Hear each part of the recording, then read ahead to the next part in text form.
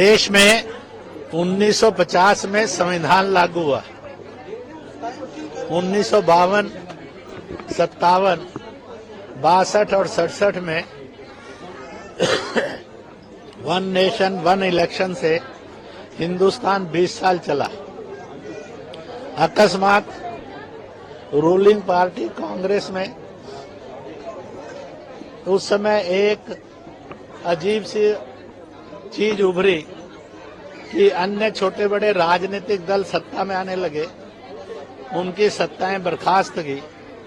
तब से देश के सेकुलरिज्म और डेमोक्रेसी के फाइबर में परिवर्तन हुआ। अब तो ये हालत हो गई है, कोई साल ऐसा नहीं होता जब देश के 4-5 सूबों में विधानसभा चुनाव, लोकसभा उपचुनाव, कोई विलेज चुनाव, कोई ब्लॉक चुनाव, कोई नगर पालिकाओं के महानगर परिषद के चुनाव, विधानसभाओं के चुनाव होने लगे। खर्चा बढ़ते बढ़ते अरबों में चला गया। खर्चा बढ़ते बढ़ते और तालीम तरक्की की तरफ ध्यान हटता गया। राजनीति मजहब में बांटने लगी, जात में लड़वाने लगी। जो गरीब आदमी था उसकी उपेक्षा होने लगी। विकास के साथ साथ तरक्की को ग्रहण भी लगने लगा और इसलिए बहुत सालों से चर्चा चल रही थी फिर से देश को स्मूथ पटड़ी पर लाने के लिए कुछ कदम उठाना चाहिए। और इसलिए लॉ कमीशन ने भी अपनी रिपोर्ट दी थी। देश के गणमान्य लोगों और दलों ने भी रिपोर्ट दी और कहा ये बहुत अच्छा होगा, ये हो जाए। जब लगा कि ये दलदल बढ़ रही है, देश के समझदार नेताओं ने और हुकूमत ने फैसला लिया, it is an opportune time, one nation one election. खर्चा घटेगा। जो हर समय देश चुनाव के मूड में रहकर जाति, मजहब, भाषा, दल आदि में बंटकर लड़ रहा था, उसको रोकना होगा ताकि सलामती आए और शांति आए। तालीम का वातावरण बने, देश तरक्की की तेज गति से बढ़े। कानून बने, उनका मूल्यांकन हो।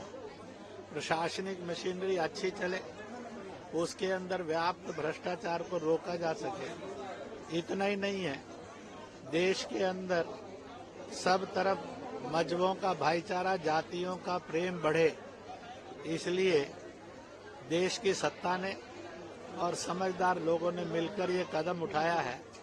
मैं आप सब मीडिया के द्वारा देश के दलों को और नेताओं को यह प्रार्थना करूंगा, एक अच्छा हिंदुस्तान, खूबसूरत हिंदुस्तान और एक अच्छे हिंदुस्तानी जो मजहब, जात, दल, भाषा, भूगोल से ऊपर उठकर और देश को खूबसूरत बनाने में, देश को तालीम देने में, देश को तरक्की की ओर ले जाने में, महंगाई, भ्रष्टाचार पर रोक लगाने में मिलकर काम कर सकें। इसलिए वन नेशन वन इलेक्शन ऐसा लोगों की राय बन रही है। मीडिया भी इसी तरह से बता रहा है कि मैक्सिमम की राय है कि ये लागू हो। इसलिए इस पर जो भी बहस होनी है, कोई लूप होल ना रह जाए कानून बनते समय और परफेक्ट कानून बने और इस प्रकार से देश full of democracy, full of human values के रास्ते से आगे बढ़े। सर, पर मल्लिकार्जुन खड़गे कह रहे हैं डेमोक्रेटिक प्रैक्टिसेस का पालन नहीं किया जा रहा है। जब ये कमेटी बनी है, इस पे अधीर रंजन चौधरी ने इस कमेटी से रिजाइन कर दिया है। उन्होंने अगर नैतिकता में किया होता तो हर पार्टी अपना अपना इतिहास देख ले। उन्हें अनडेमोक्रेटिक मीन से तो सत्ताएं नहीं गिराई हो।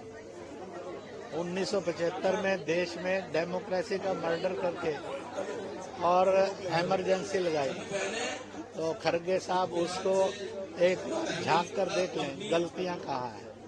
मुझे ये लगता है कि आज एक अवसर आया है, इसको एक महोत्सव के रूप में माने। मुझे लगता है कि महोत्सव के रूप में मानेंगे, ना कोई हारेगा ना कोई जीतेगा। जो भी इस वन नेशन वन इलेक्शन में भाग लेंगे वो सब इस देश के दल के रूप में और वोटर के रूप में और वफादार नागरिक थे, है और कहलाएगी। सर उदयनिधि स्टालिन को कैसे देख रहे हैं स्टेटमेंट को आप? उन्होंने कहा है कि देश की डेमोक्रेसी मानवता का तकाजा है। अपने अपने धर्म पर और दीन पर चलो। किसी भी दूसरे धर्म की निंदा करना यह अमानवीय है, राक्षसी है, यह कृतघ्नता है।